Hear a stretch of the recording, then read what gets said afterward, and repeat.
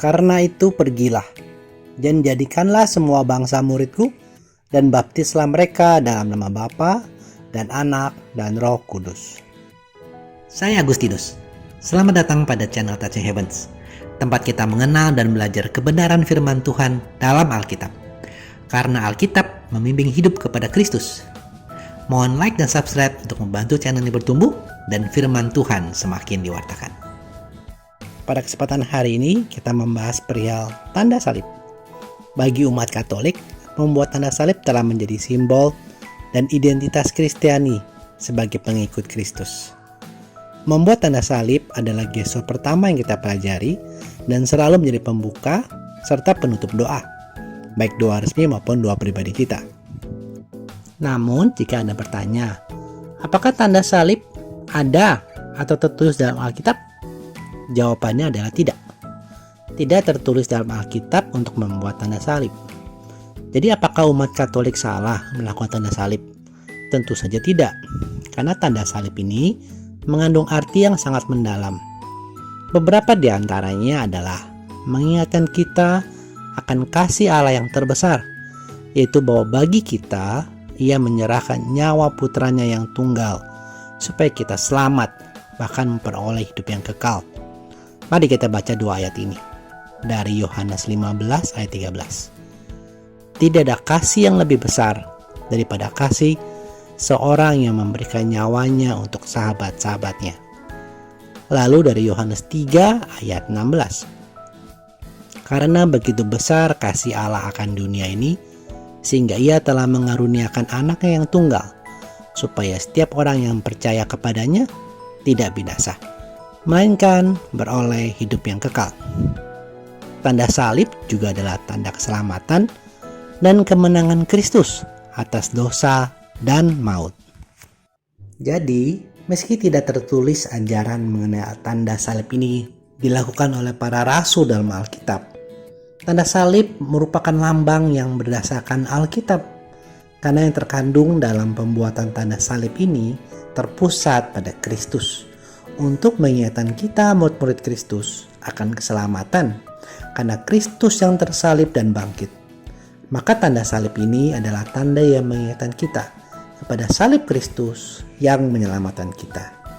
Menurut sejarah, diketahui tanda salib memang merupakan tradisi jemaat awal. Berdasarkan kesaksian para bapak gereja, terutama Santo Tertullian, yang tertulis dalam tulisan De Corona ketiga, nomor 4, sekitar tahun 240.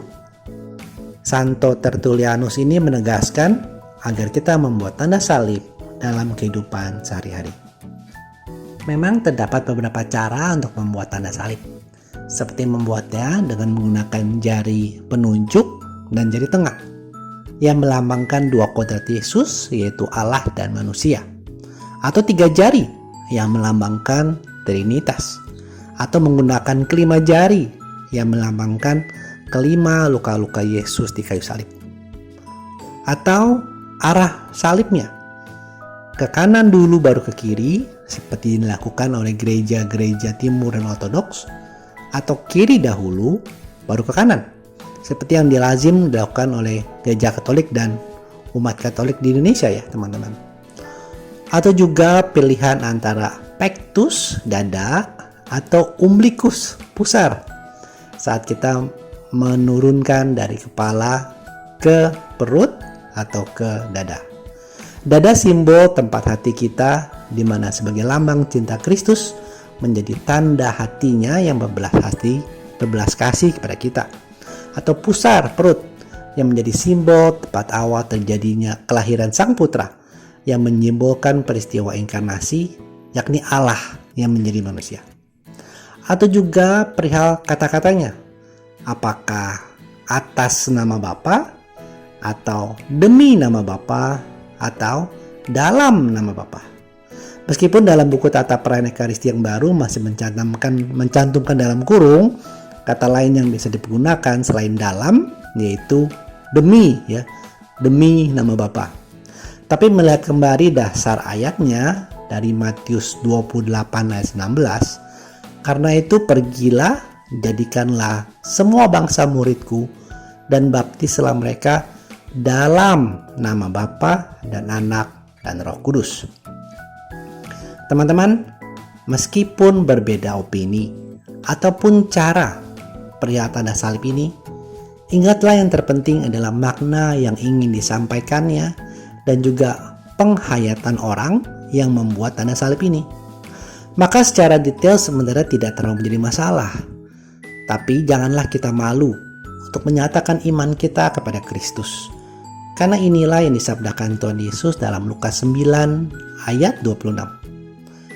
Sebab barang siapa malu karena aku dan karena perkataanku, Anak Manusia juga akan malu karena orang itu, apabila ia datang kelak dalam kemuliaannya dan dalam kemuliaan Bapa dan malaikat-malaikat kudus.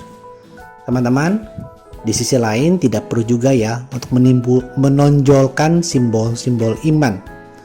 Karena yang penting adalah perbuatan iman kita kepada sesama yang dapat menjadi berkat bagi mereka dan menjadi kesaksian akan kasih Kristus dan keselamatan dari Kristus. Tanda salib adalah tanda kasih Kristus kepada kita, tanda keselamatan. Jadi janganlah menjadi poin perdebatan, apalagi poin perpecahan. Semoga kita dapat menghayati makna tanda salib ini dan menjadikan tanda salib sebagai bagian dari hidup kita sendiri setiap hari. Setiap kali kita membuat tanda salib, kita mengingat dan menghormati Kristus yang oleh karena kasih-Nya menyerahkan nyawanya di atas kayu salib untuk menebus dosa-dosa kita. Terima kasih sudah menyaksikan. Sampai bertemu pada video Kenal Alkitab Rabu depan. Kasih karunia Tuhan Yesus Kristus menyertai Anda semua.